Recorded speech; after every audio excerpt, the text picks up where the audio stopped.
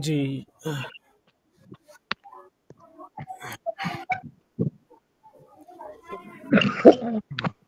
আমরা শুরু দিতে পারি। আস্তে থাকুক।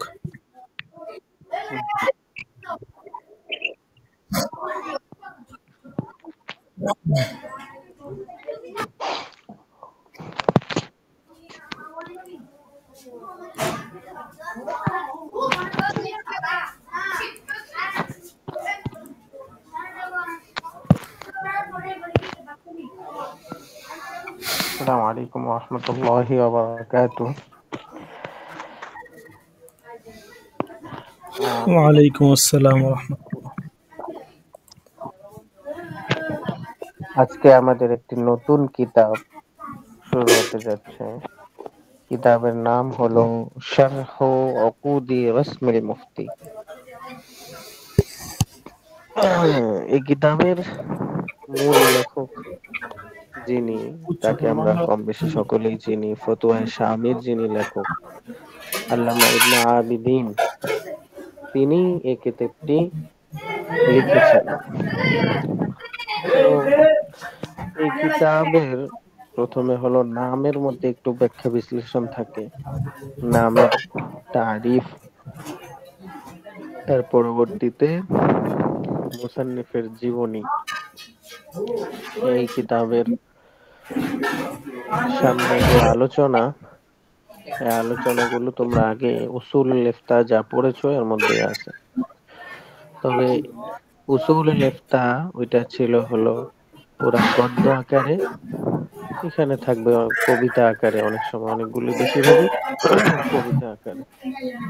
অর্থাৎ তিনি সবগুলোকে কবিতা আকারে, সমস্ত নিয়ম কানুনকে তিনি কবিতা আকারে বানায় ফেলছেন। শারহ উকুদ রাসমিল মুফতি। হ্যাঁ, উকুদ এটা আকদুন ইকদুন দুইভাবেই ব্যবহার হয়। অর্থ এইটার জমা আকদুন উকদুন, এটার জমা উকুদুন হয়। অর্থ হলো হার, অর্থাৎ গলার যে হার আছে এটাকে আকদুন বলা হয়। এরপরে রসমুন শব্দ, রসমুন শব্দের আরবিতে অর্থ আসে হলো আলামাতুন, অর্থ নিদর্শন, চিহ্ন, আলামত, এই অর্থে আসে। এরপরে মুফতি অর্থ তো যিনি বিশেষজ্ঞ ফতোয়া বিষয়ে, তাকে মুফতি বলা হয়। তো অর্থ দাঁড়াচ্ছে যে মুফতির নিদর্শন সমূহের হার, মালা। মুফতির নিদর্শন সমূহের মালা, এটা হলো তার আভিধানিক অর্থ দাঁড়াইলো। পারিভাষিক অর্থ এটার বিভিন্ন জন বিভিন্ন রকম করেছেন। হ্যাঁ, এক একজন মানে এটার যে পারিভাষিক অর্থ, এ ব্যাপারে অনেকেই অনেক কিছু বলছে। তবে আমার কাছে একটা জিনিস খুব ভালো লাগছে, সেটা আমি বলতেছি। هي نوع من العقود حيث يتفق الطرفان على تقاسم المخاطر. একজন বলেছেন যে এটা এমন এক ধরনের হার যেটার দ্বারা نوع من العقود حيث يتفق الطرفان, যেই হারের মাধ্যমে, যেই হারটা গলায় পড়লে বা যেই হারটা তোমার সাথে থাকলে ভুল এবং ভ্রান্তির দুই যে দিক আছে, এই দুই দিক থেকে পৃথক হয়ে সঠিক দিকে পৌঁছা যায়, এই হারটাকেই অকুদুর রসমিল মুফতি বলা হয়। তাহলে হিয়া নাও মিনাল উকুদ হাইসু ইয়াত্তাফিকু الطرفان على تقاسم المخاطر.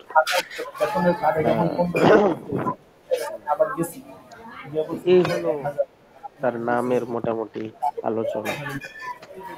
এবার যেটা মূল, সেটা হলো যে মুসান্নিফের জীবনী। মুসলিম রহমতুল্লাহ আলাইহি, আল্লামা ইবনে শামিল রাহিমাহুল্লাহ, তিনি তো অনেক কিতাব লিখেছেন, প্রত্যেকটাই গ্রহণযোগ্য কিতাব। যতগুলো কিতাব লিখেছেন সবগুলোই, বেশিরভাগ গুলোই ফতোয়ার ক্ষেত্রে। এবং ফতোয়ার ক্ষেত্রে যত কিতাব তিনি লিখেছেন সবগুলো দেখা গেছে যে গ্রহণযোগ্যতা পাইছে। হুম, সব কিতাবই মানুষের নিকট মকবুল, মানুষ সেগুলোকে ঘাটাঘাটি করে, হ্যাঁ, সেইগুলো থেকে মাসআলা গ্রহণ করে, সেগুলো দ্বারা তোমার রাজহ কৌল বের করে। অর্থাৎ সব কিতাব তিনি যা লিখেছেন সব কিতাবগুলোই মানুষ মাসআলা প্রদানের ক্ষেত্রে রাজহ কৌল হিসেবে ধরে থাকে যে এটা ইবনে আবিদিন আল্লামা শামী রাহিমাহুল্লাহ তাআলা আনহুল মত। এজন্যই দেখা যায় যে সব সময় তার মতটাই প্রাধান্য পায়। তো যে ইবনে আবিদিন শামী রহিমাহুল্লাহ তাআলা উসমানী খেলাফত কালের একজন তারকা পুরুষ, ইসলামী ব্যক্তিত্ব, বিশিষ্ট বিদ্বান, জগদী বিখ্যাত ফকিহ। জন্মেছিলেন উসমানী খেলাফতের সোনালী যুগে। লালন পালন আর বেড়ে ওঠাও ছিল ইলমি আলোচনায় মুখর এক আঙ্গিনায়, দ্বীনি পরিবেশে, নুরানি আবেশে। পারিবারিকভাবেই এই মনীষী জ্ঞান অর্জন করেছেন পরিবারের পাঠশালা থেকে। ইলমে ফিকহের প্রতি ছিল অসামান্য ঝোঁক, গভীর পাণ্ডিত্য অর্জন করেছেন হানাফি মাযহাবের উপরে। হানাফি মাযহাবের উপর ছিল তার অনুপম কর্তৃত্ব। নিজের মেধাকে কেবল ইলমে ফিকহের মধ্যেই সীমাবদ্ধ রাখেননি। সোনালী যুগের তারকাতুল্য এই মনীষী ইলমুত তাফসীর, ইলমুত তাজবীদ, ইলমুল হাদিস, ইলমুল ফিকহ, ইলমু উসুলুল ফিকহ, ইলমুল ফারায়েজ, ইলমুল বালাগাত, ইলমুত তিব ইত্যাদি শাস্ত্রেও ছিল তার অবাধ বিচরণ। বরেণ্য এই মহামনীষীর কীর্তিময় জীবনের উপর কিছুটা আলোকপাত করার প্রয়াস। এর নাম ছিল সৈয়দ মুহাম্মদ আমিন, পিতার নাম ছিল সৈয়দ ওমর, তবে তিনি ইবনে আবিদিন নামে প্রসিদ্ধ। জন্ম বর্তমান সিরিয়ার দামেস্ক শহরের একটি সম্ভ্রান্ত ও বিদ্বান পরিবারে তার জন্ম। এই জন্ম দামেস্কে, তাইলে বললাম দামেস্ক শহরেই ওনার জন্ম হয়েছিল।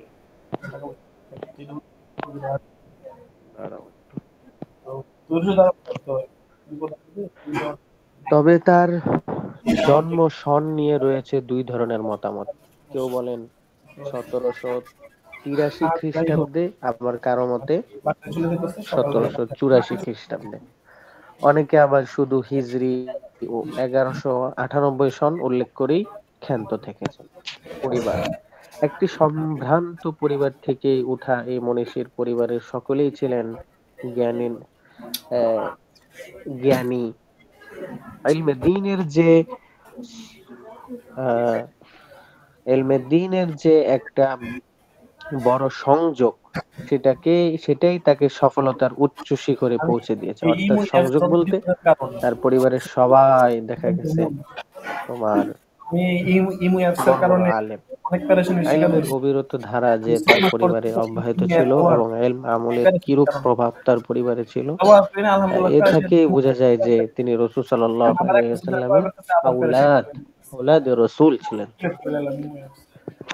ইলম অন্বেষণ পিতার তত্ত্বাবধানে তিনি লালিত পালিত হন। কানাউঘাট নামক স্থানে তার পিতার দোকান ছিল। প্রায় দোকানে যেতেন, দোকান দেখাশোনা করতেন, সেখান থেকেই শিখে নেন ব্যবসা বাণিজ্যের কৌশল। কোরআন হিফজ করেছিলেন অল্প বয়সে। কোরআন হিফজ করার পিছনের গল্পটা বেশ মজার। দোকানে গিয়ে আনমনে একা একা কোরআন তেলাওয়াত করতেন, এটা তার সাধারণ অভ্যাস। একবার এক পথচারী তাকে অনেকটা অনুযোগের স্বরে এইভাবে কোরআন তেলাওয়াত করতে বারণ করেন।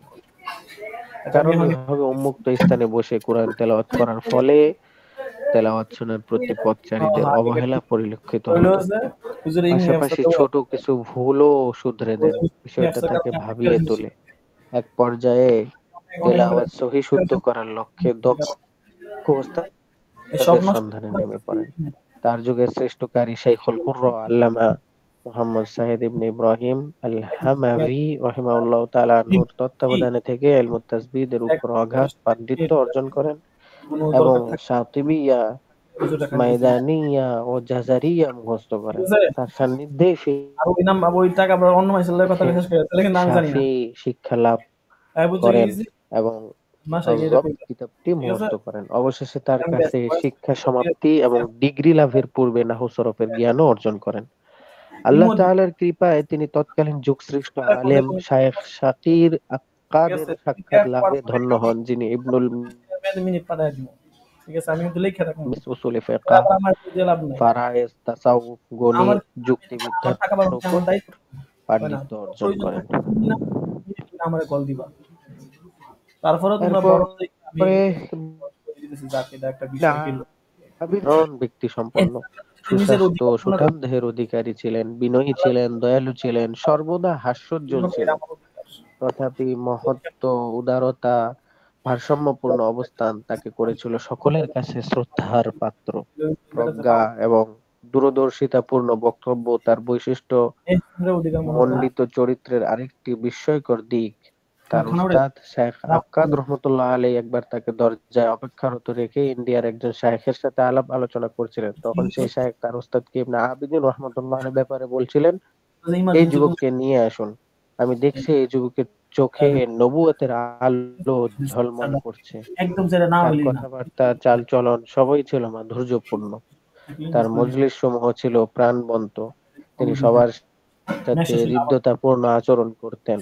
ফলে তার নিকট আগত সকলে প্রফুল্ল চিত্তে সহাস্য বদনে তার মজলিসে শরীক হতেন। তাতে কোনো অনর্থক কথা বা গল্প গুজব হতো না, বরং তা ছিল ইলমে নূরে ভরপুর। এ সকল গুণের কারণে তৎকালীন রাজা বাদশাদের নিকটও তার কথা ছিল অত্যন্ত গ্রহণযোগ্য। আল্লামা মুহাম্মদ আলাউদ্দিন আফিন্দি রহমতুল্লাহ আলী বলেন, তিনি সর্বাবস্থায় তাকওয়ার উপর চলতেন, বিশেষ করে হজের ইহরামের সময়। আর তিনি অত্যন্ত তাহকিক করে প্রয়োজন অনুসারে সামান্য খাবার খেতেন। তিনি আত্মীয়তার প্রতি অত্যন্ত সচেতন ছিলেন, বিশেষভাবে পিতামাতার প্রতি তিনি ছিলেন অধিক বিনয়ী ও হৃদয়বান। তার পিতার ইন্তেকালের পর তিনি তার জন্য প্রতি রাতে কোরআন থেকে কিছু তেলাওয়াত করতেন। একদিন তিনি তার পিতাকে স্বপ্নে দেখেন যে তাকে বলছেন, হে আমার ছেলে, তোমার এই আমলের কারণে জাযাকাল্লাহ। কর্মজীবন। ইবনে আবিদিন রহমতুল্লাহ আলাইহি লেখালেখির জগতে পদার্পণ করেন মাত্র 17 বছর বয়সে। তার প্রথম দিকের লেখাগুলো ছিল শায়েখ আক্কাদ রহমতুল্লাহর কাছে পঠিত বিভিন্ন কিতাবের টিকা, বিশেষ করে আল বাহরুর রায়েক, আদ-দুরুল মুখতারের যে টিকাগুলো তোমরা দেখো, এই সব টিকাগুলি আল্লামা ইবনে আবিদিনের লেখা। তিনি কঠোর পরিশ্রম করতেন এবং শেষ অবধি পরিশ্রমের এই ধারা অব্যাহত রেখেছিলেন। তার সময় হানাফি মাযহাবের উপর তার সর্বোচ্চ কর্তৃত্ব এবং পাণ্ডিত্য ছিল। শায়েখ হুসাইন আল মুরিদির সময় তিনি দামেস্কের প্রধান মুফতির দায়িত্ব পালন করেন। এভাবেই বিশ্বের আনাচে কানাচে তার নাম ছড়িয়ে ছিটিয়ে পড়ে। যেহেতু আদ-দুরুল মুখতার একটি সংক্ষিপ্ত রচনা, তাই এটি সংক্ষিপ্ত রাখতে বেশ কয়েকটি বিষয় বাদ দেওয়া হয়েছে।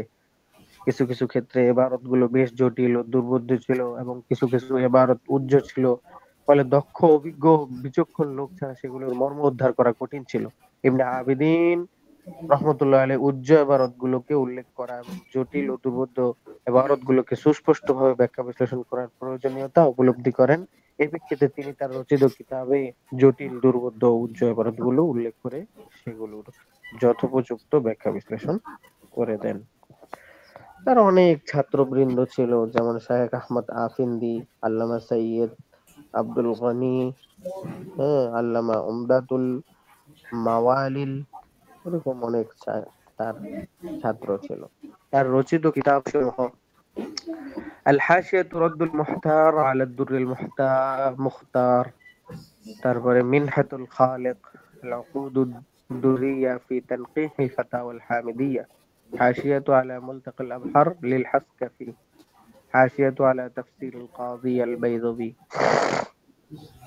حاشية على إفاضة الأنوار شرح المنار للحسكفي। অনেক কিতাব তিনি লিখে গিয়েছেন। কিতাবের শেষ নেই। কবি হিসেবে তিনি একজন অসাধারণ কবি ছিলেন। তার কবিতা লেখার হাত অনেক ভালো ছিল। এই জন্য বলছি না যে শারহ উকুদ থেকে তিনি নাজম অর্থাৎ তোমার ছন্দ আকারে সাজাইছেন। তার কবিতা সংকলনের সম্ভার বিভিন্ন ধরনের কবিতা ধারণ করে আছে, যেমন গীতিকাব্য, বিষাদ সঙ্গীত, শোকগাথা এবং বিভিন্ন কিতাব তিনি লিখে গিয়েছেন। হুম 1220 হিজরিতে হজ কালীন সময়ে রাসূল সাল্লাল্লাহু আলাইহি ওয়াসাল্লামের পবিত্র রওজা মুবারকের উদ্দেশ্যে তিনি যে কবিতা আবৃত্তি করেছিলেন, নিম্নে তার কয়েক লাইন দেওয়া হলো। কবিতাটি 71 লাইনে দো জাহানের সরদারের প্রতি উৎসর্গ করে আবৃত্তি করা কবিতা। তিনি হজে গিয়ে কবিতাটি লিখছেন। লিখছে যে আহ, لبيك يا قمرية الأغصان فلقد صدعت القلب بالألحان لبيك। হ্যাঁ, আমি তোমার রওজায় উপস্থিত হে অতুলনীয় চন্দ্র, নিশ্চয় গুণা দ্বারা আমার অন্তর জর্জরিত। হ্যাঁ, নূহি ফানুহি ফি বিহারি মাদামি'i তালু সাফিনাতাহু লাদা তুফান। আমার অঝোর ধারায় কান্না ও চোখের জলের সমুদ্রে আসন্ন এক প্রলয়ঙ্করী ঝড়ে সমুদ্র যাত্রায় চেষ্টায় রত জাহাজ তুফানের মুখে উঠানামা করছে। অনেক কবিতা তিনি লিখেছেন। হুম তিনি মৃত্যুবরণ করেন 1252 হিজরির 12ই রবিউস সানি রোজ বুধবার তিনি ইন্তেকাল করেন। ইন্তেকালের সময় তার বয়স ছিল 54 বছর।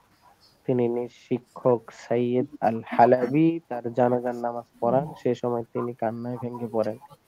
অতিশয় কান্নার কারণে তার দাড়ি পর্যন্ত ভিজে গিয়েছিল। তখন তিনি কেঁদে কেঁদে বলেছিলেন, আমার বার্ধক্যের পরে আগত মৃত্যুর প্রস্তুতি স্বরূপ আমি তোমাকে সঞ্চিত সম্পদ হিসাবে রেখেছিলাম। জানাজার নামাজ অনুষ্ঠিত হয় সিনানিয়াহ মসজিদে। এই হলো তার মোটামুটি জীবনী। চলো কিতাব শুরু করা যাক। শারহ উকুদ রসমুল মুফতি।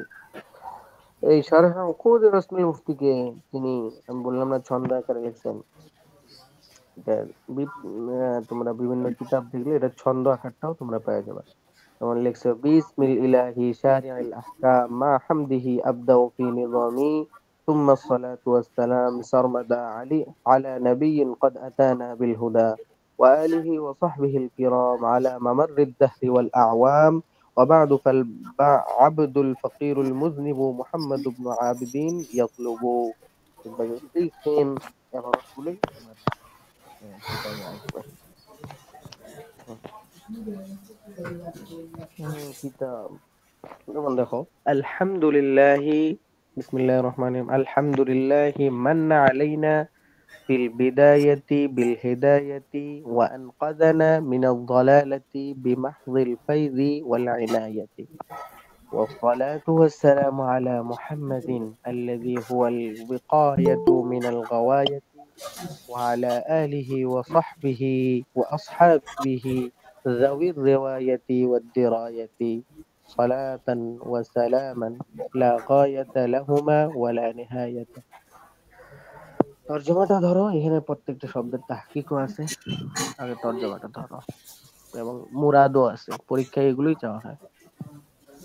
সমস্ত প্রশংসা আল্লাহ তাআলার জন্য। আলহামদুলিল্লাহি, সমস্ত প্রশংসা ওই আল্লাহ তাআলার জন্য।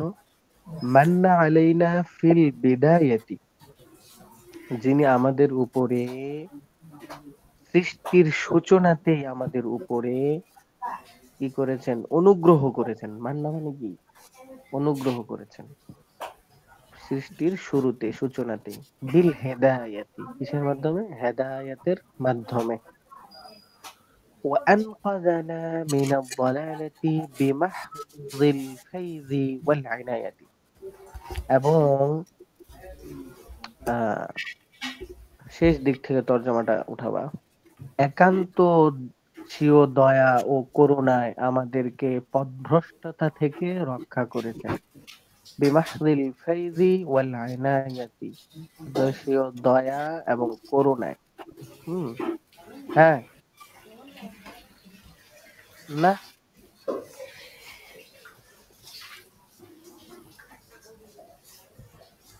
ক্লাস নিচ্ছি, দেখেনি আমি কোন মোবাইলে আছে।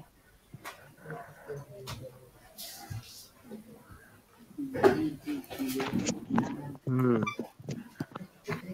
দেখো, والصلاة والسلام على سيدنا محمد, দরুদ এবং সালাম অর্থাৎ রহমত ও শান্তি বর্ষিত হোক আমাদের নেতা মুহাম্মদ সাল্লাল্লাহু আলাইহি ওয়াসাল্লামের উপরে। আল্লাযী হুয়াল বিকায়াতু মিনাল গাওয়ায়া, যিনি হলেন বিপদগামিতা থেকে রক্ষা পাওয়ার বড় মাধ্যম। আল্লাযী হুয়াল বিকায়া, যিনি হলো রক্ষা পাওয়ার বড় মাধ্যম। শরহুল বিকায়া পড়ছো না? রক্ষা করার মাধ্যমও বলতে পারো, রক্ষা পাওয়ার মাধ্যম বা রক্ষা করার মাধ্যম কিসের থেকে? মিনাল গাওয়ায়া, বিপদগামিতা থেকে। ওয়ালা আলিহি ওয়া আসহাবি, এবং তার পরিবার সাথী বর্গের উপরেও দরুদ ও সালাম বর্ষিত হোক। যাবির রিওয়ায়া ওয়াদ দিরায়া, হ্যাঁ, যারা রেওয়ায়াত এবং দেরায়াতের অধিকারী। এটার দ্বারা কি মুরাদ এর সামনে আসবে, বুঝছো? সালাতান ওয়া সালামান, এটা তোমার ওই যে তোমার পরিপূর্ণ, এটা তো আসসালাতু ওয়াসসালাম থেকে মাফুলে মুতলাক হইছে, অর্থাৎ পরিপূর্ণ দরুদ ও সালাম বর্ষিত হোক। লা গায়াতা লাহুমা ওয়ালা নিহায়াতা। হুম, হ্যাঁ, বলতেছে, হুম, তাহলে সালাতান ওয়া সালামান থেকেই এগুলো ওই যে লা গায়াতা, অর্থাৎ এমন রহমত এবং এমন শান্তি বর্ষিত হোক যে রহমত ও শান্তি বর্ষণের কোনো সীমা পরিসীমা নেই, অর্থাৎ শুরু নেই শেষ নেই, অর্থাৎ সব সময় যেন তাদের উপর রহমত ও শান্তি বর্ষিত হতে থাকে। হুম, হুম, হুম। এরপরে দেখো, আরবি ইবারতের মধ্যে এখানে একটা সনাআতে বারাআতে ইস্তিহলাল একটা শব্দ ব্যবহার হয়েছে। ইস্তিহলাল বলা হয় অর্থাৎ, হ্যাঁ, স্বরূপ ফিকের প্রসিদ্ধ ৭ কিতাবের প্রতি, হ্যাঁ, ওই যে যাবির রিওয়ায়া ওয়াদ দিরায়া, মাল মুসান্নিফ রহমাতুল্লাহ আলাইহি এই শব্দের দ্বারা কিসের দিকে ইঙ্গিত করেছেন, এরা পরীক্ষায় থাকে।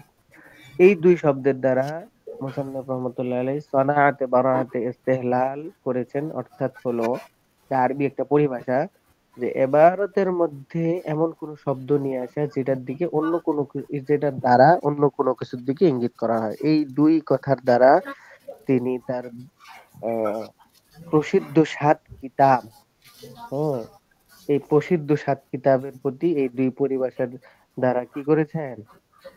আহ, ইঙ্গিত করেছেন, রেওয়ায়াত এবং দারাওয়াত দ্বারা। হুম, হুম। আরেকটা, এটা এটা হইতে পারে, আবার ওই যে আরেকটা আছে, আলহামদুলিল্লাহ মান্না আলাইনা ফিল বিদায়াতি বিল হিদায়াহ, এটার দ্বারা আমি ভুল বলে বলছি, জাহির রেওয়ায় না, যে তিনি খুতবার শুরুতেই এমন দুইটি শব্দ এনেছেন যেটার দ্বারা তিনি তার প্রসিদ্ধ ৭ কিতাবের দিকে ইঙ্গিত করেছেন। এটা হলো বেদায়া দ্বারা বেদায়াতুল মুবতাদি, তার উনার একটা কিতাব আছে, এইটার দিকে তিনি কি করেছেন? ইঙ্গিত করেছেন। এটি ফিকহের প্রসিদ্ধ মতন বা ভাষ্য গ্রন্থ। হেদায়া এরই সরাহ গ্রন্থ, মানে হেদায়া যে তোমরা পড়ো, এটাই হলো হেদায়াটা, হলো বেদায়াতুল মুবতাদির সরাহ। হুম, 2 নাম্বার হলো ওই যে তিনি বিল হেদায়াত যা হানাফি ফিকহের প্রসিদ্ধ পাঠ্যগ্রন্থ, এর পূর্ণ নাম হলো আল হেদায়া ইলাল বেদায়া, অর্থাৎ বেদায়াতুল মুক্তাদি সমাধানের পথ প্রদর্শক। উক্ত সরা ও মতন উভয়টি ইমাম আলী বিন আবি বকর আবুল হাসান বুরহানুদ্দিন ফারগানি মারগিনানি বা মারগিলানি এর রচনা। তারপরে ফয়েজুল মাউলাল করিম আলা আবদিহি ইব্রাহিমের দিকে ইঙ্গিত। এটি 2 ভলিউমে রচিত ফতোয়ার কিতাব এবং হস্ত লিখিত। এর রচয়িতা হলেন ইবনুল কারখি। তাইলে ফয়েজ দ্বারা, এই কিতাবের দ্বারা ফয়েজুল মাউলাল করিম আলা আবদিহি ইব্রাহিম এই কিতাবের দিকে ইঙ্গিত করেছেন। তাহলে পুরা খুতবাটার মধ্যে ভিতরে যে প্রসিদ্ধ যে 7 কিতাব আছে, 7টারই ইঙ্গিত আছে। প্রথমে বেদায়াত দ্বারা বেদায়াতুল মুক্তাদি, দ্বিতীয় নম্বর হেদায়া দ্বারা হেদায়া, তৃতীয় নম্বর ফয়েজ দ্বারা ফয়জুল মাউলাল করিম, চতুর্থ নম্বর আইনায়া দ্বারা তিনি আইনায়া ফি শারহিল আইনায়া হেদায়া এদিকে ইঙ্গিত করেছেন। 6 নম্বর হলো বিকায়াতুর রিওয়ায়া ফি মাসাইলিল হেদায়া। ওই যে আল্লাযী হুয়াল বিকায়া যে বলছে, এটার দ্বারা তিনি বিকায়াতুর রিওয়ায়া ফি মাসাইলিল হেদায়া এদিকে ইঙ্গিত করেছেন। তারপরে আছে হলো আহ, লা গায়াতা লাহুমা ওয়ালা নিহায়া। এই গায়া দ্বারা তিনি গায়াতুল বয়ান ওয়া নাদিরাতুল আকরান এই কিতাবের দিকে ইঙ্গিত করেছেন। আর নেহায়া দ্বারা হেদায়াত যে সরা আছে, আর নেহায়া ফি শারহিল হেদায়া এই দিকে ইঙ্গিত করেছেন। অর্থাৎ পুরা খুতবার মধ্যে তিনি ফতোয়ার যে 7 প্রসিদ্ধ কিতাব আছে, প্রত্যেকটা শব্দের দ্বারা তিনি এই 7 প্রসিদ্ধ কিতাবের দিকে ইঙ্গিত করেছেন। এটাই তিনি তার খুতবার মধ্যে সনাআতে বারাআতে ইস্তিহলাল, এটা বালাগাতের একটা কায়দা, এটা তিনি তার খুতবার মধ্যে ঘটিয়েছেন। ওয়া বা'দু পরে দেখো আম্মা বা'দু ফায়াকুলু আফকারুল ওয়ারা আল মুস্তামসিকু মিন রাহমাতি মাওলাহু বিআওথাকিল উরা মুহাম্মদ আমিন ইবনে উমর عابدين الماتريدي الحنفي কিসে عامله مولاه দায়িত্ব নিতে পারো না بلطفه একজনের الخفي দায়িত্ব কার আজকে هذا شرح لطيف وضعته على منظومة দায়িত্ব প্লেট التي না ধরে দিবেন نظمتها في رسم المفتي নিজের أما এই খবর صلاة নাই البار أما بعد فيقول آه فيقول সুন্দর নিয়ম করছে فيقول এরপরে তোমার ফায়াকুলুর পরে যে আফকরুল ওয়ারা আল মুতামাসসিক আল মুস্তাম, আচ্ছা মুতামাসসিকুর পরে যে মুহাম্মাদু, এই যে এইটাই হলো ফায়াকুলুর ফাইল। হামদু সালাতের পর মুহাম্মদ আমিন ইবনে ওমর আবিদিন আল মাতুরিদি হানাফি তিনি বলেন, যিনি তার একটু কিছু লকব তার যে শাগরেদরা কিতাব লিখেছেন তখন লাগিয়ে দিয়েছিলেন আফকারুল ওয়ারা, অর্থাৎ তিনি সৃষ্টিজীবের মধ্যে সর্বাধিক অসহায়, নিজেকে অসহায় দাবি করতেছেন। আফকার ফকির, আর ওয়ারা এটার অর্থ হলো সৃষ্টিজীব। আল মুতামাসসিকু মিন রাহমাতি মাওলা, যিনি সৃষ্টিজীবের মধ্যে সবচেয়ে বেশি অসহায় ও মুখাপেক্ষী। এখানে অসহায় না বলে বলবেন যিনি সৃষ্টিজীবের মধ্যে সবচেয়ে বেশি মুখাপেক্ষী। আপন মাওলার মেহেরবানির সুদৃঢ় হাতল ধারণকারী। আল মুতামাসসিকু মানে যিনি আঁকড়ে ধরে আছেন, মিন রহমাতি মাওলা তার রবের রহমতকে আঁকড়ে ধরে আছেন, নিজ মনিবের রহমতের হাতলকে আঁকড়ে ধরে আছেন। বিআউসাকিল টাকা আউরা পাঠাই দিস মিনিট টাইম না মিনিট নাই মিনিট সুদৃঢ় হাতলের দ্বারা, সুদৃঢ় লাগবে না অনেকদিন হাতলের দ্বারা তিনি কে মোহাম্মদ আমিন ইবনে ওমর আবিদিন মাতুরিদি হানাফি। কথা কই শেষ করে লেবো শেষ করে নিলে আমি জানি না হ্যাঁ, টাকা কথা কাটা দিস তারপরে বলতেছে টাকা পাঠানো عامله عامله مولاه بلطفه الخفي। হ্যাঁ, এরপর বলতেছেন আল্লাহ তার প্রতি গোপন মেহেরবানির মুআমালা প্রদর্শন করুন, এটা দোয়া করে দিল। হ্যাঁ, টাকা হয়ে গেছে। হাযা শারহুন লাতীফুন, এটা হলো এখন তার কথা যে কালকে কি মোহাম্মদ তুমি চেক আমিন করে ইবনে দেখবো ওমর যে 20 টাকা তিনি পাঠাইছি, বলেন, কি বলেন? 20 টাকা হাযা কতদিন মেয়াদ শারহুন আছে, লাতীফুন টাকা কিন্তু ওয়াদাউহু মেয়াদ আলা থাকে। হ্যাঁ, মানযুমতি। আমরা কই দিন তিনি বলেন যে বাঙালি 124 এটি স্টার একটি 124 উৎকৃষ্ট মানের সরা। হাযা শারহুন লাতীফ, উৎকৃষ্ট বাংলায় নাম্বার মানের না সরা, যা আমি আমার এ গদ্যমালায় লিপিবদ্ধ করেছি। ওয়াদাতুহু আলা মানযুমাতি, যেটা আমি আমার গদ্যমালায় লিপিবদ্ধ করেছি। এতে আমি কাওয়ায়েদে ইফতা সংকলন করেছি। ওয়াদাতুহু আলা মানযুমাতি আল্লাতী নাযামতুহা ফি রাসমিল মুফতি। কাওয়ায়েদে, রাসমুন মানে কি? যে আলামাতুন বলছিলাম। রাসমুনের অর্থ কাওয়ায়েদ। এখানে আমি যে গদ্যে আমি ইফতার কাওয়ায়েদ সমূহ, মুফতির কাওয়ায়েদ সমূহ রচনা করেছি। হুম, কাওয়ায়েদে ইফতা অর্থাৎ ফতোয়া প্রদানের নীতিমালা, ফতোয়া প্রদানের নীতিমালা সংকলন করেছি। হ্যাঁ, আওদাহু বিহি মাকাসিদাহা, আওদাহু বিহি মাকাসিদাহা ওয়া উকাইয়িদু বিহি আওয়াবিদাহা ওয়া শাওয়ারিদাহা। বলতেছে যে উক্ত সরাহের সাহায্যে আমি এই গদ্যমালার লক্ষ্য উদ্দেশ্যগুলোকে পরিষ্কার করতে চাচ্ছি। হুম, যে আমি যে, আমরা তো ওই যে ওকুদ রসমিল মুক্তি যেটা আছে সেটা তো একদম তোমার ছন্দ আকার। তিনি বলতেছেন কিন্তু আমরা এইভাবে পদ্মটাকে গদ্য আকারে সাজানোর কারণ হলো ওই পদ্মগুলোর উদ্দেশ্যকে আমরা ব্যাখ্যা বিশ্লেষণ করতে চাচ্ছি। হুম, এবং ওয়াউকাইয়িদু বিহি আওয়াবিদাহা ওয়া শাওয়ারিদাহা, এবং উম দুর্বোধ্য ও বিক্ষিপ্ত মাসালাসমূহকে শৃঙ্খলাবদ্ধ করতে চাচ্ছি। দুর্বোধ্য, আওয়াবিদ মানে হলো জটিল, কঠিন, আর শাওয়ারিদ অর্থ হলো বিক্ষিপ্ত, মানে আহ, যেটা হলো এক এক মাসালা যেহেতু ছন্দ আকারে এক এক জায়গায় চলে গেছে, সেজন্য বলতেছে এগুলোকে আমরা তোমার কি করতে চাচ্ছি, শৃঙ্খলাবদ্ধ করতে চাচ্ছি। أسأله سبحانه أن يجعله خالصا لوجهه الكريم موجبا للفوز العظيم، فأقول وبه أستعين في كل حين। হ্যাঁ, বলতেছে মহান রব্বুল আলামিনের দরবারে সকাতর প্রার্থনা এ ভ্রাশ্য গ্রন্থকে তিনি যেন স্বীয় জাতের জন্য খালেস করে নেন এবং মহা সফলতার মাধ্যম বানিয়ে দেন। এ পর্যায়ে আমি বলছি, সব অবস্থায় আমি তারই সাহায্য সহায়তার ভিখারি। হ্যাঁ, তো এখানে যেটা দেখো, মাস্টার একটু কথা বলি। আল্লামা ইবনে শামী রহমতুল্লাহের নাম হলো তো তোমাদেরকে বলছি। তো উকুদ, আবার পিছনে কথা একটু টানে দেই। উকুদ এটা হলো আকদুনের বহুবচন, অর্থ হলো হার, মালা। আর এখানে উদ্দেশ্য হলো কবিতা, বুঝছো? এখানে উদ্দেশ্য কবিতা।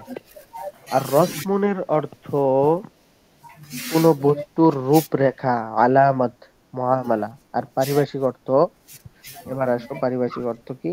আল আলামাতুল্লাতী তাদুল্লুল মুফতি আলা মা ইফতা বিহি। রসমুনের পারিভাষিক অর্থ হলো আল আলামাতুল্লাতী তাদুল্লুল মুফতি আলা মা ইফতা বিহি, অর্থাৎ এমন চিহ্ন বা নিদর্শন যা ফতোয়া প্রদানকালে মুফতিকে পথ প্রদর্শন করে। এটা হলো রসমুনের পারিভাষিক অর্থ। কাজে রসমুল মুফতির মর্মার্থ কি দাঁড়ালো? কাওয়ায়েদে ইফতা সম্পর্কিত নজম অর্থাৎ পদ্মমালা। কাওয়ায়েদে ইফতা সম্পর্কিত নজম অর্থাৎ পদ্মমালা। রাস্তা বসো অতঃপর দ্রুত। তিনি নিজেই স্বীয় কাব্যমালার সরা লিখেছেন, যার নাম হলো শরহে উকুদে রসমুল মুফতি। এই সরা গ্রন্থটি ইফতার শিক্ষার্থীদেরকে পড়ানো হয়ে থাকে, আর এটিরই আমরা অনুবাদ করছি, কিন্তু সাধারণত উক্ত সরাহকেও রসমুল মুফতি নামে অভিহিত করা হয়। তো শারহ, প্রথমে কি উকুদ রসমিল মুফতি, যেটা উকুদের অর্থ হলো হার ছিল, রসমুল অর্থ ছিল হলো মুআমালা, আলামত। হ্যাঁ, তারপরে উকদুন দ্বারা এখানে উদ্দেশ্য হলো কবিতা। হুম, যেহেতু একটা কবিতা এটা হারের মতো, এখানে মানে আফদুন কে তাসবিহ দেওয়া হয়েছে হারের সাথে, এজন্য এখানে উদ্দেশ্য হচ্ছে কবিতা। রসমুনের অর্থ এখানে উদ্দেশ্য নেওয়া হয়েছে হলো এমন কিছু নিদর্শন যার দ্বারা মুফতি সঠিক পথ পেতে পারে।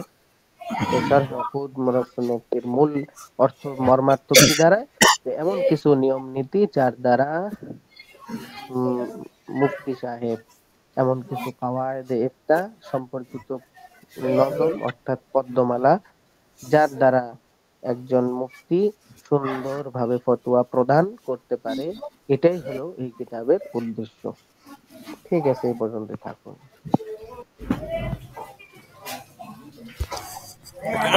জি শুক-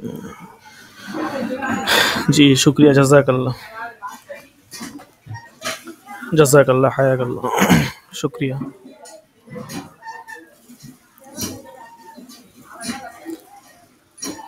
আচ্ছা ঠিক আছে, তো আজকে এ পর্যন্ত থাকুক। আপনাদের আরেকটা নতুন কিতাব আছে, শুরু হবে এখন। এটা হচ্ছে আসিরাজি ফিল মিরাস, যেটা আপনারা ইতিমধ্যে পড়ে আসছেন। সিরাজি কিতাবটা অবশ্যই সকলেই পড়ে আসছেন, শরে বেকার বছর সকলেই পড়ছেন। তো যেহেতু এই কিতাবটা অলরেডি পড়া, এই জন্য আমরা একটু বিলম্বে শুরু করছি। তাছাড়া আমরা এখানে প্রাথমিক যেগুলো, মানে যে সমস্ত মাসলা মাসাইল আমাদের বেশি প্রয়োজন, এই কিতাবের ভিতরে কিন্তু খুব উচ্চ পর্যায়ের মাসলা মাসাইল আছে যেগুলো আমাদের তেমন প্রয়োজন পড়ে না। হ্যাঁ, আপনার বিভিন্ন ভগ্নাংশ থেকে শুরু করে আরও কঠিন কিছু মাসলা মাসাইল আছে, এগুলো বুঝতেও অনেক সময় লাগে, কিন্তু ওগুলো আসলে তেমন কোনো প্রয়োজন পড়ে না। নর্মালি যে মাসলা মাসাইলগুলো আছে ইলমে ফারায়েজের, ওগুলোই মূলত আমাদের বেশি প্রয়োজন হয় আর কি, ওই সমস্ত মাসলা মাসাইলের তুলনায়। তো আমরা ইনশাল্লাহ ওগুলোই জানবো প্রথমে। তো এই কিতাবটা আপনারা পড়ছেন এবং পরীক্ষাও দিয়ে আসছেন, সর্বাকায়াতে বেফাকে পরীক্ষা হয় এই কিতাবের। তো এই জন্য আশা করি ইনশাল্লাহ কারো বুঝতে তেমন অসুবিধা হবে না। আমরা অবশ্যই এটা শেষ করব না, কারণ শেষ করা সম্ভব না। কারণ দেখা গেছে আমাদের যতটুকু আমরা পড়বো পুরোপুরি আপনার বুঝে শুনে পড়তে হবে, এবং প্রত্যেকটা মাসলা খুব ভালো করে হল করতে হবে, এবং এটা আপনার স্ক্রিনে অঙ্ক করে করে দেখানো হবে। ঠিক আছে, গত বছর তো আমরা মোবাইলে দরজ করছিলাম, যার কারণে মোবাইলে একটা অ্যাপস ছিল, অ্যাপসটা আমার ফোনে এখনও আছে। হোয়াইট বোর্ড নামে একটা অ্যাপস আছে, ওই অ্যাপস থেকে আর কি আমরা সরাসরি স্ক্রিন শেয়ার করে মাসলাগুলো করে করে দেখাইতাম আর কি। প্রত্যেকটা মাসলা করে একটা উদাহরণ গেলে মাসলাটা করে দেখাই দিতাম, তাহলে বুঝতে সহজ হইতো আর কি, সকলেই সহজে বুঝে যেত। অনেক সময় দেখা গেছে মাসলা বলে দিলাম, কিন্তু যদি অঙ্কটা করে দেখানো না হয় তাহলে কঠিন হয়ে যায়। সমস্যা নাই, দেখি এই দরসে তো আর মাসলা আসবে না, প্রাথমিক আলোচনা। পরবর্তী দরসে যখন মাসলা আলোচনা হবে তখন স্ক্রিনের মাধ্যমে ইনশাল্লাহ এটা বুঝিয়ে দেওয়া হবে। আচ্ছা,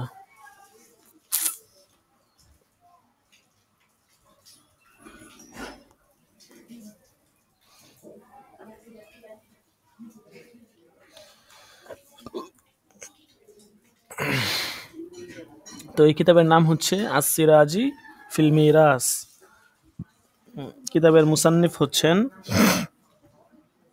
দেখেন নিচে লেখা আছে, লিশায়েখ সিরাজউদ্দিন মুহাম্মদ ইবনে আব্দুর রশিদ আস-সাজাওয়ান্দি আল হানাফি রাহিমাহুল্লাহ, মা আল হাওয়াশিল মুফিদা আল মুসাম্মা দলিলুল উররাস লিল আদিবিল ফাজিল আল লবিব মুহাম্মদ নিজামুদ্দিন আল আল কিরানউই রাহিমাহুল্লাহ। আচ্ছা, এখানে হাসিয়াও আছে, পাশাপাশি আপনার মূল কিতাব তো আছেই। তো হাসিয়ার, এখানে যে হাসিয়াটা আছে, আমি আশা করি এখানে হাসিয়ার ভিতরে মাসলা মাসাইল দেওয়া আছে। গত বছর আমরা যেটা পড়ছিলাম হাসিয়ার ভিতরে অঙ্কগুলো দেওয়া ছিল, অর্থাৎ হাসিয়া থেকেই মানে সুরতে মাসলাটা হাসিয়ার মধ্যে ছিল আর কি। এই যে দেখেন, আহওয়ালুল জাদ্দিস সহি, দেখছেন এখানে ৩টা মাসলা দেওয়া। তো এরকম আর কি। হাসিয়াটা অনেক উপকারী, হাসিয়ার ভিতরে সূরতগুলো দেওয়া থাকে, যার কারণে বুঝতে সহজ। শুরুতে দেখেন একটা হাদিস এখানে নিয়ে আসছে, তাআল্লামুল ফারাইজ ওয়া আল্লিমুহা। এরপরে আর কি কিতাবের নাম দিছে।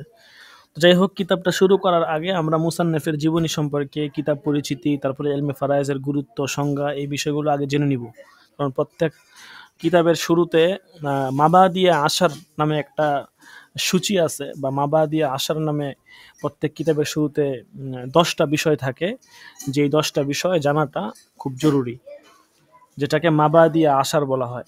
এই 10 বিষয়, এই মাবাদিয়া আশার নামে হচ্ছে সূচনামূলক 10 বিষয়, যেটার ভিতরে আপনার কিতাব পরিচিতি, হ্যাঁ, মুসান্নেফের জীবনী, তারপরে যেই ফোনটা পড়া হচ্ছে ওই ফোনের সংজ্ঞা, ওই ফোনের গুরুত্ব, ফাজায়েল, ওই ফোনের উপরে আরও লিখিত কিতাব এবং অন্যান্য গুরুত্বপূর্ণ রচনাবলী ইত্যাদি প্রাথমিক বিষয়গুলো ওই মাবাদি আশারের মধ্যে আলোচনা করা হয়। তো আমরা এই মাবাদি আশার হিসাবে আমরা এখান থেকে প্রথমে মুসান্নেফের জীবনীটা পড়ে নিব। সিরাজি গ্রন্থকারের জীবনী, এটা সিরাজির যেই বাংলা সরাটা আছে ওইটার ভিতরে জীবনীটা আছে, সুন্দর করে দেওয়া আছে, ওখান থেকে আপনারা দেখে নিতে পারেন। প্রথমে নাম পরিচিতি। সিরাজি কিতাবের যেই মুসান্নেফ, ওনার নাম হচ্ছেন মুহাম্মদ, আর ওনার উপাধি হচ্ছে সিরাজউদ্দিন। পিতার নাম হচ্ছে আব্দুর রশিদ। আর আরেকটা কিতাবের ভিতরে, ওই কিতাবের ভিতরে তার পিতার নাম, মানে ওনার নাম মুহাম্মদ, তার পিতার নামও মুহাম্মদ বলা হয়েছে আর কি, আর দাদার নাম বলা হয়েছে আব্দুর রশিদ। তিনি সাজাওয়ান্দ শহরের অধিবাসী ছিলেন আর কি। তো যেহেতু তিনি সাজাওয়ান্দ শহরে থাকতেন, এই জন্য তাকে সাজাওয়ান্দি বলা হয়। এবং তিনি যেহেতু হানাফি মাযহাবের অনুসারী ছিলেন, এই জন্য তাকে আল হানাফিয়ু বা হানাফি বলা হয়।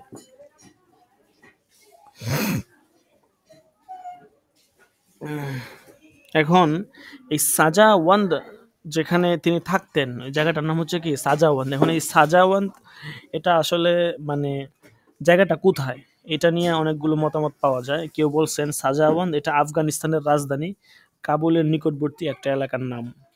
হ্যাঁ, আবার কেউ বলছেন সাজাওয়ান্দ এটা খুরাসান শহরের একটি স্থানের নাম।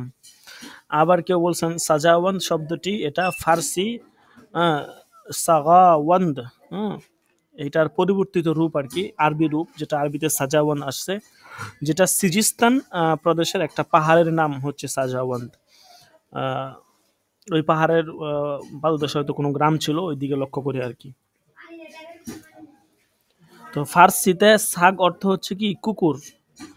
তো বর্ণিত আছে এরকম যে ওই পাহাড়ে অধিক সংখ্যক কুকুর বসবাস করত, তাই সেই পাহাড়ের নাম হচ্ছে সাগাওয়ান্দ। হ্যাঁ, মানে সাগাওয়ান হিসাবে ওই পাহাড়ের নাম আখ্যায়িত করা হয়েছে। সাগা, সাগ মানে কুকুর, সাগাওয়ান্দ মানে হচ্ছে কুকুর, অনেকগুলো কুকুর যেখানে বসবাস করে, ভাই এরকম কিছু আর কি। তো এটা এটা রেওয়ায়াত আছে আর কি, যে ওই পাহাড়ে অনেক কুকুর থাকতো, এই জন্য এটা নাম হয়েছে সাগাওয়ান্দ। আর আরবিতে রূপান্তরিত হয়েছে এই সাজাওয়ান্দ। এরপরে উনি যেহেতু তখন থাকতেন, এই জন্য এটা বলা হয়েছে সাজাওয়ান্দি। উনি যেহেতু ওখানে বসবাস করতেন, এই জন্য ওনাকে বলা হয় সাজাওয়ান্দি।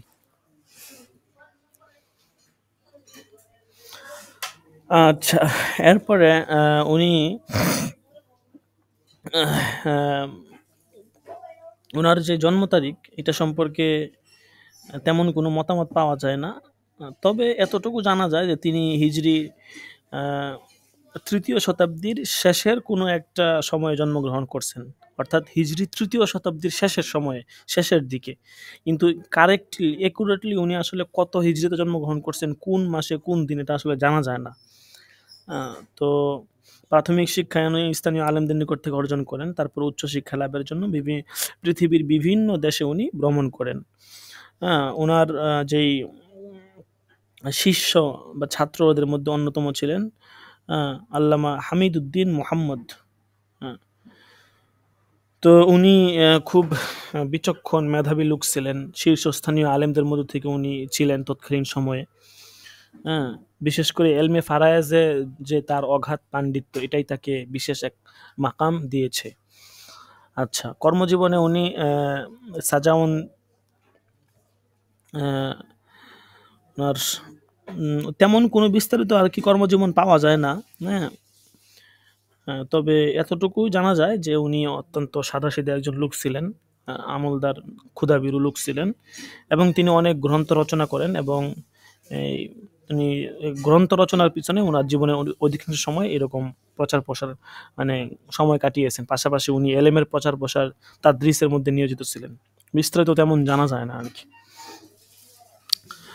রচনাবলী আল্লামা ইমাম সিরাজউদ্দিন মোহাম্মদ সাজাওয়ান্দ, উনি ওনার রচনাবলীর মধ্যে এলমে ফারাজের সিরাজিটাই সবচেয়ে মানে উল্লেখযোগ্য রচনা, হয় সেমন আরও কিছু রচনা হয়তো ওনার আছে। বিষয়টা হচ্ছে যে মনে করেন দেখা গেছে অনেক সময় একটা কিতাব বা একটা কোনো কিছু লেখা হলে তখন ধরেন আপনি একটা কিছু লেখছেন বা যে কোনো একটা বিষয় লেখছেন, এখন এই বিষয়টা আসলে কতটুকু গুরুত্বপূর্ণ বা কি এটা কিন্তু তখন বোঝা যায় না, যখন এইটা নিয়ে আলোচনা পর্যালোচনা চলে এবং এটা সকলের মাঝে ছড়িয়ে যায়, এবং এটা যদি তখন গুরুত্বপূর্ণ হয় তখনই কিন্তু মানুষ বুঝতে পারে যে আসলে এটা গুরুত্বপূর্ণ। দেখা গেছে অনেক মুসান্নেফ এমন আছেন যারা অনেক সুন্দর সুন্দর কিতাব লেখছেন। হ্যাঁ, যেমন একজন মুসান্নেফ, আমার নামটা সঠিক মনে নাই, আমাদের উস্তাদ বলছিলেন দরসের মধ্যে যে উনি প্রসিদ্ধ একজন লেখক, আন্তর্জাতিক রাহবার। তো উনি প্রায় 100টা ফোন মানে একটা কিতাব লেখা শুরু করছিলেন, যেই কিতাবের ভিতরে 100 ফোন আছে, 100 ফোনের এলেম ওই কিতাবের মধ্যে আছে। তাহলে আপনি বুঝেন কেমন কিতাব এটা, যে 100 ফোনের এলেম আপনি এক কিতাবের মধ্যে পাবেন একসাথে। হয়তো খণ্ড অনেকগুলা হবে কিন্তু একটা ভলিউমের ভিতরে আপনি পাবেন।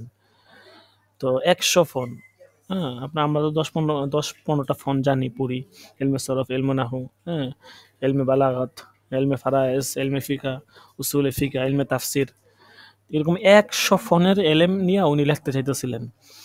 তো পরবর্তীতে কোনো একটা কারণে হয়তো ওনার লেখাটা আর হয় নাই, কিছু লিখছিলেনও, তো মাঝখানে মানে কি ইন্তেকাল করছেন না কি জানি একটা মানে সমস্যা হয়েছিল, যার কারণে লিখতে পারেন নাই, আর লেখা সম্ভব হয় নাই, সব ঘটনাটা আমার সঠিক মনে নাই।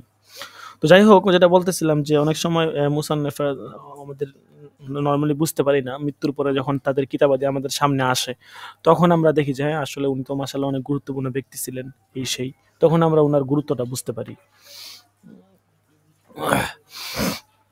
আচ্ছা, এরপরে উনি কবে ইন্তেকাল করছেন, উনি কাশফুজ জুনুন যে কিতাবটা আছে ওই কিতাবে, ইতিহাসের যে গ্রন্থ, ওখানে তার ইন্তেকালের তারিখটাও খালি রাখা হয়েছে।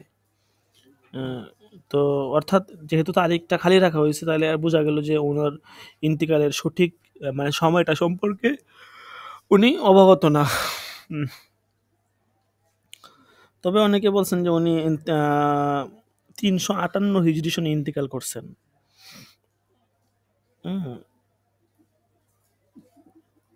তো দেখেন কিতাবের ভিতরেও কিন্তু আপনার এখানে ইন্তিকালের কোনো ইয়া নাই, দেখছেন? অন্যান্য কিতাবের ভিতরে কিন্তু লেখা থাকে আল মুতাওয়াফা এরকম লেখা থাকে, এখানে কিন্তু কিছু নাই, দেখছেন?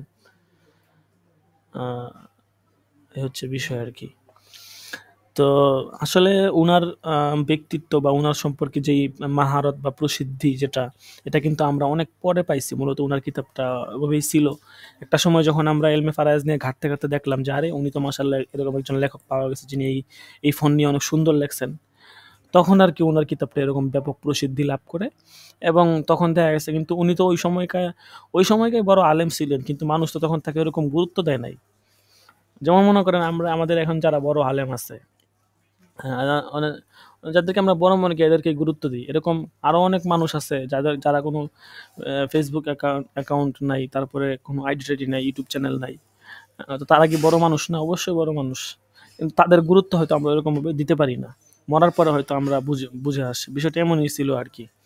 কারণ যেহেতু ওই জমানায় বাইচে থাকলে কিন্তু ওনার বিষয়গুলো আমরা সঠিকভাবে জানতে পারতাম, জন্ম মৃত্যু সবকিছুই। যেহেতু উনি মৃত্যুবরণ করছে তার মানে এই বিষয়টা আর কি তখন ওইরকম ভাবে দেখা হয় নাই, পরবর্তীতে আর কি জানা গেছে। আচ্ছা, তো মৃত্যু তো বললামই।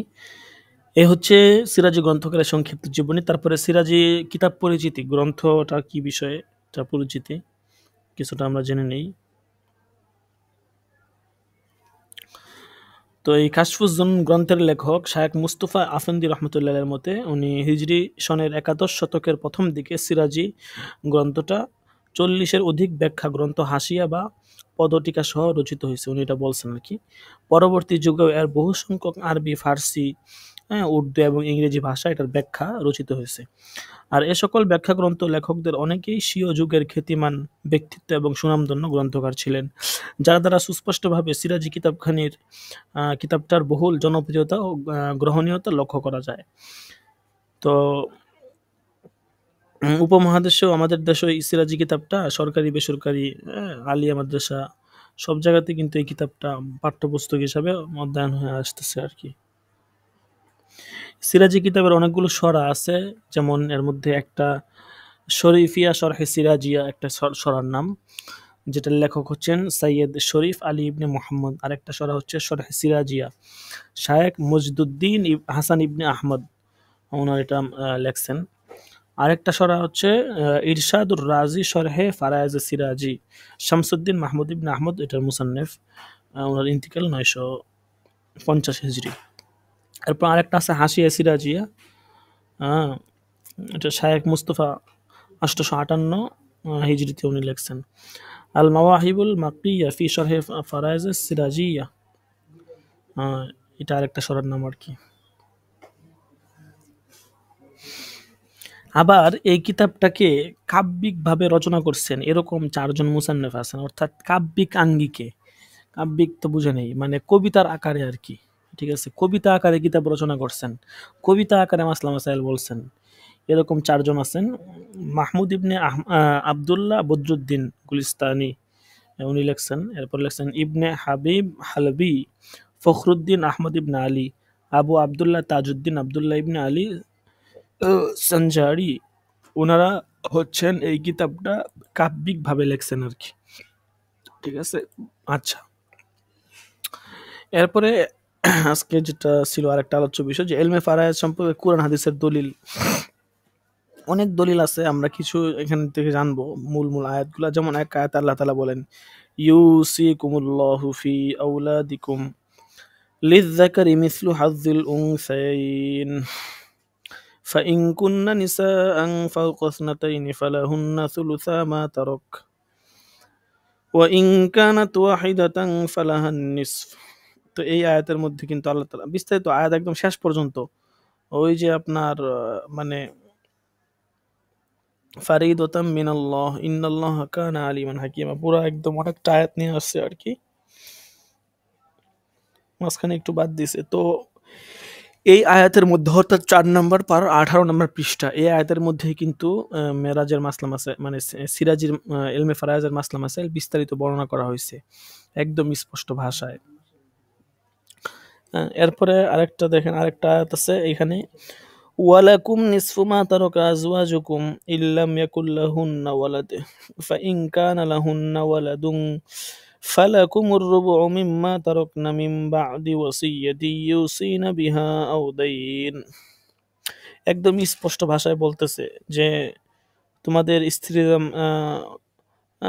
বলতেছে স্ত্রীদের স্ত্রীরা যেটা রেখে গেছে তার অর্ধেক তোমাদের, যদি তারা সন্তান না থাকে আর কি, কিন্তু তাদের সন্তান থাকলে তোমাদের জন্য তাদের রেখে যাওয়া সম্পদের 4/1 হবে।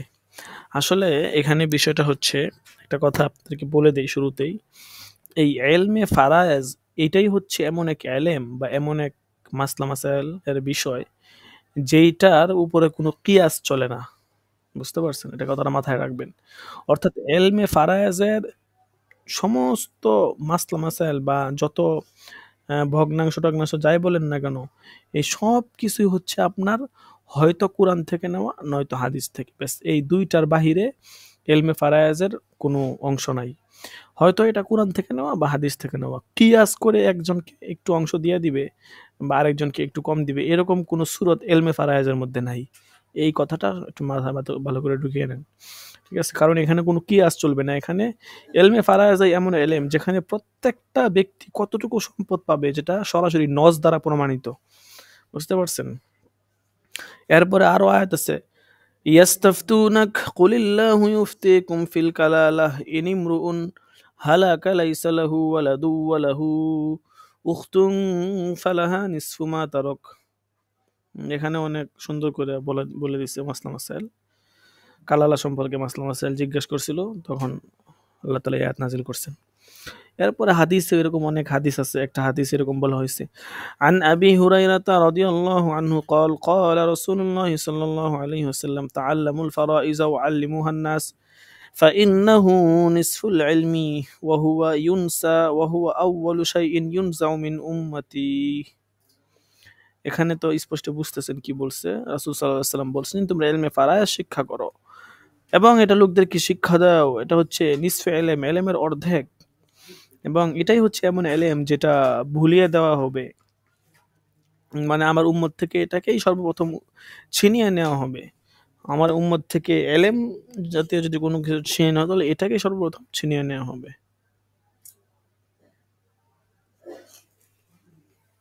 তারপরে দেখেন আরো অনেক হাদিস আছে। আন আবি হুরায়রা রাদিয়াল্লাহু আনহু قال قال رسول الله صلى الله عليه وسلم تعلموا الفرائض والقرآن وعلموا الناس فإني مقبوض। কেননা আমাকে দুনিয়া থেকে কি করা হবে? তুলে নেওয়া হবে। এরপরে আরো আছে, মান করা আল কুরআনা ফালিয়াতাআল্লামিল ফারাইজা। যে ব্যক্তি কুরআন পাঠ করে, কুরআন পড়েছে, সে যেন অবশ্যই ইলমে ফারায়েজ শিখে নেয়। তো যাই হোক, এই সমস্ত হাদিস থেকে কিন্তু আমরা ইলমে ফারায়েজের গুরুত্ব সহজেই বুঝে নিতে পারি। ইলমে ফারায়েজ অবশ্যই গুরুত্বপূর্ণ ফোন।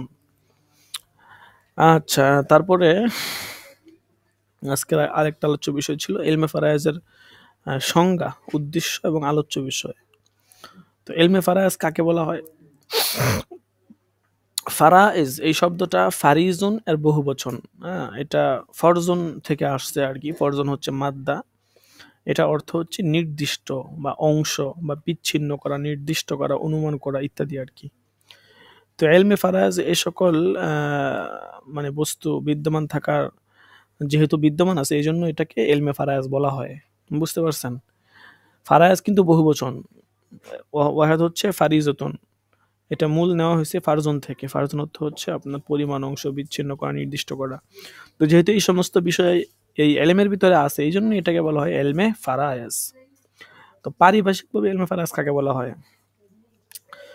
আল ফারাইজ হুয়া ইলমুন বিকাওয়াইদ ওয়া জুজইয়াতি মিন ফিকহিন ওয়া হিসাবিন তু'রাফু বিহা কাইফিয়াতু সরফি তারাকাতি ইলাল ওয়ারিসি বা'দা মারিফাতিহি।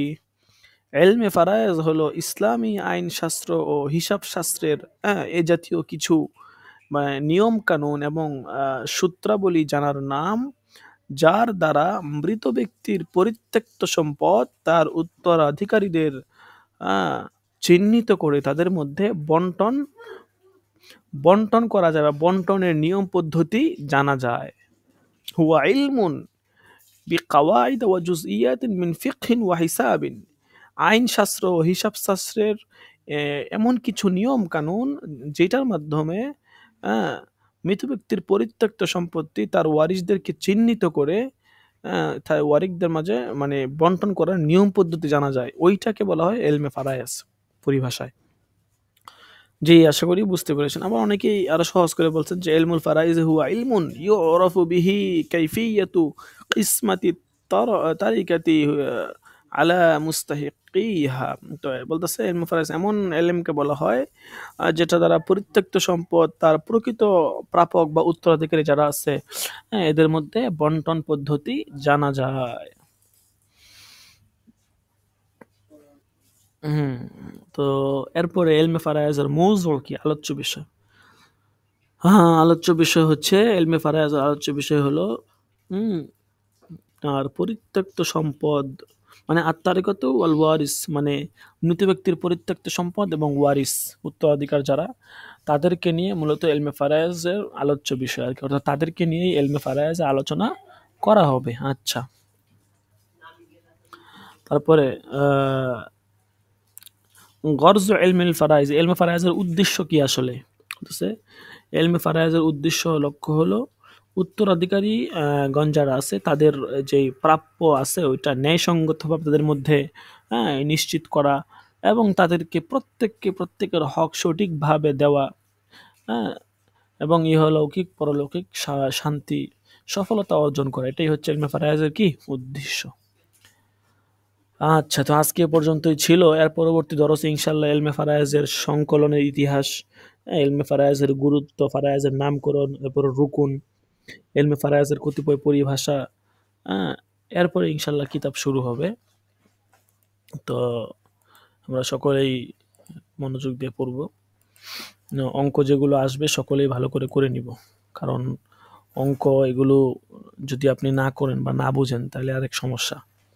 ঠিক আছে? আর একটা সাইট আছে, একটা অনলাইনে একটা সাইট আছে, আমি আপনাদেরকে পরে বলবো এই সাইটটার কথা, এখন বলবো না, কারণ এখন যদি বলি তাহলে সবাই অঙ্ক ওখান থেকে করে পরে মাসলা করে নেবেন, তাহলে আরেক সমস্যা। ওই সাইটটার ভিতরে অনেক সুন্দর সাইট, বাংলাতে একটা সাইট, ওখানে ধরেন স্বামী মারা গেছে 10 লাখ টাকা রেখে বা জমিন বা স্বর্ণ রেখে, ওখানে সিস্টেম দেওয়া আছে, আপনি সিলেক্ট করলেই হবে। হ্যাঁ, সিলেক্ট করলেই হবে, এত এত সিলেক্ট করবেন যে এত টাকা, এত স্বর্ণ, এত এগুলো রেখে মারা গেছে, একজন স্ত্রী রাখছে, 2জন মেয়ে, একজন ছেলে রেখে মারা গেছে, ব্যাস কি হবে ওকে দিবেন, অটোমেটিক কে কত টাকা পাবে, কয় পয়সা পাবে, সব কিছু বিস্তারিত চলে আসবে। অনেক সুন্দর একটা সাইট। ঠিক আছে? এই সাইটটা মানে আহ, দেখা গেছে এই সাইটের কারণে কেউ এলমে ফারাজ নিয়ে ঠেকবে না, অর্থাৎ সম্পত্তি রেখে গেলে আপনি সহজেই সকলের মধ্যে বন্টন করে দিতে পারবেন। কিন্তু এটা তো হইতেছে কম্পিউটারের কাজ, কিন্তু আপনার নিজের তো যোগ্যতা লাগবে, আপনি নিজের তো বিষয়টা বোঝা লাগবে যে সে এতটুকু অংশ, সে রুবো কেন পাবে, সে সুমুন কেন পাবে, সে সুদুস কেন পাবে, সে হ্যাঁ সে সুলুসান কেন পাবে, এই বিষয়টা তো আপনার বোঝা লাগবে। এটা আপনার বুঝতে হবে। আপনি যদি মানে আন্দাজে খালি আপনার ওই ক্যালকুলেটর হিসাব করে দিয়ে দিলেন তাহলে তো হইল না, আপনাকে বুঝতে হবে এবং তাকে বুঝাইতে হবে। আচ্ছা, যাই হোক, তো এই জন্য এই সাইটটার কথা আমি আপনাদেরকে পরে বলবো। ঠিক আছে? এটার কথা আপনাদেরকে পরে বলবো, সমস্যা নাই, আমার মাথায় আছে। আপাতত কিতাবটা একটু বুঝেন, মাসলা মাসাইলগুলো একটু ধরেন, তারপরে ইনশাল্লাহ ওই সাইডের কথা বলবো। আর আমরা ইনশাল্লাহ অঙ্কগুলো সরাসরি এখানে স্ক্রিনে দেখিয়ে দেওয়ার চেষ্টা করব। তো কিন্তু মোবাইল থেকে করছি, এখন ল্যাপটপে কিভাবে স্ক্রিনটা করা যায় এটা একটু দেখে তারপরে ইনশাল্লাহ আপনাদেরকে এটা ধরায় দেব। আচ্ছা, হাজিরা তো রাখা লাগবে।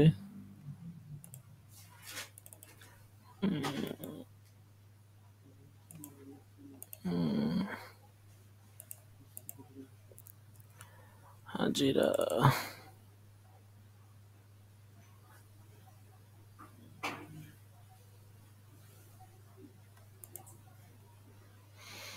হাজিরার সিট কিলো কোথায়?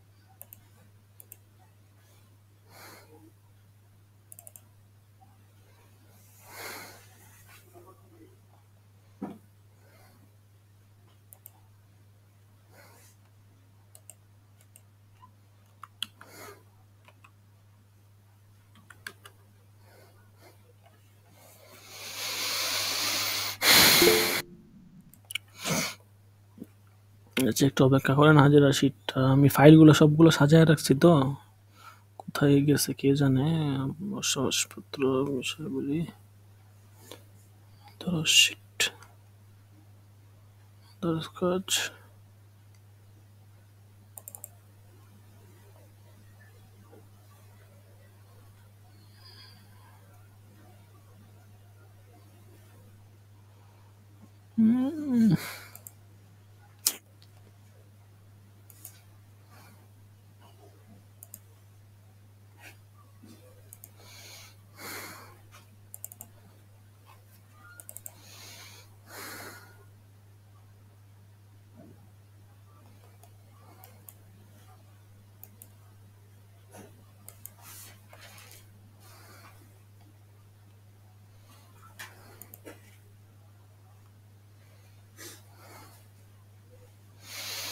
আচ্ছা, এই ফাইলটা মনে হয় উম, আচ্ছা সমস্যা নাই, এটা মনে হয় কোথায় রাখছি কে জানে, এটা একটু ভালো করে খোঁজা লাগবে। সমস্যা নাই, আমি আরেকটা শীট থেকে ডেকে দিতেছি, এখান থেকে আপনারা দিয়ে দেন, আপাতত সমস্যা নাই। হ্যাঁ, আর যারা ছিলেন সবগুলো দরসে তারা বলবেন, এখান থেকে আমি 63 পর্যন্ত যারা ছিলেন বলবেন, আমি এখান থেকে ঠিক করে দিব। এটা যদি না পাই তো আরেক সমস্যা। আচ্ছা ঠিক আছে।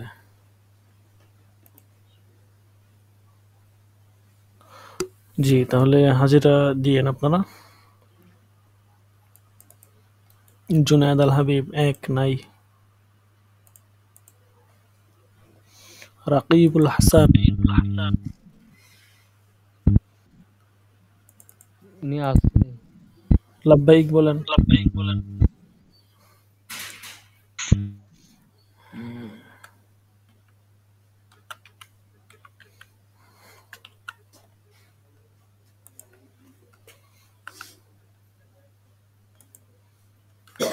63 64 63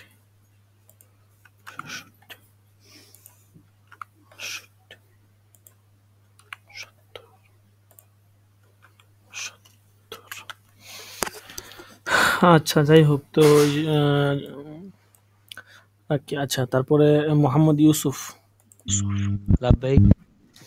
আগের সবগুলোতে ছিলেন আপনি? আগের সবগুলোতে? অধিকাংশগুলোতে ছিলাম। দুই না একটা না, গ্রুপে মানে ছিলাম না সব। 61 থেকে 64, 61 থেকে 63, আগের তিনটাতে ছিলেন? জি। দেখেন, সত্যি কথা বলেন। আচ্ছা, হাজিরা দিতেছি। আচ্ছা, তারপরে আরমান হোসেন, আব্দুল আহাদ, সাইদুল ইসলাম আছে? নাই মনে হয়। জাহিদুল ইসলাম নাই। মাহফুজ বিন কাসেম আছে তো না? লাব্বাইক। আচ্ছা, তারপরে আল মামুন আছে? নাই। মাহফুজ সওদাগর নাই।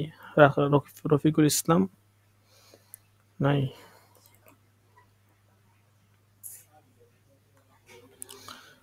তারপরে হচ্ছে আপনার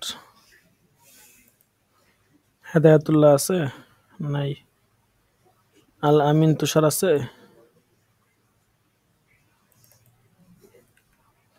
আল আমিন তুষার?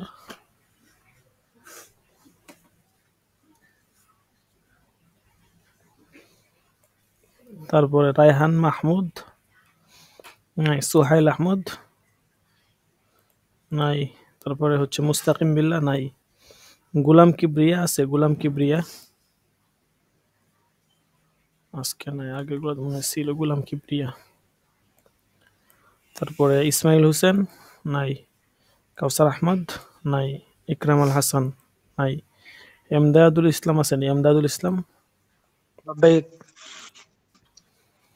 এমদাদুল ইসলাম আচ্ছা আছে। আপনি এতক্ষণ পরে কোত্থেকে আসছেন হাজিরার সময়? আগে ছিলেন না? গাইন দেওয়া দরকার তো আপনারে।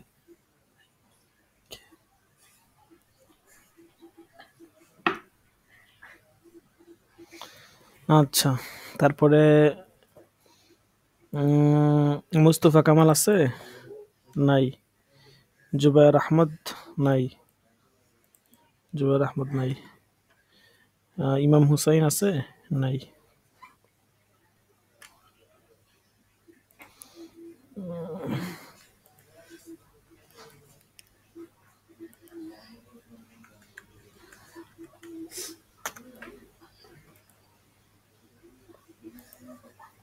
আচ্ছা ঠিক আছে, তো আজকে এ পর্যন্তই। সকলে ভালো থাকবেন, ইনশাল্লাহ আগামী দর্সে দেখা হবে। জাযাকুমুল্লাহ। আসসালামু আলাইকুম ওয়া রাহমাতুল্লাহি ওয়া বারাকাতুহু।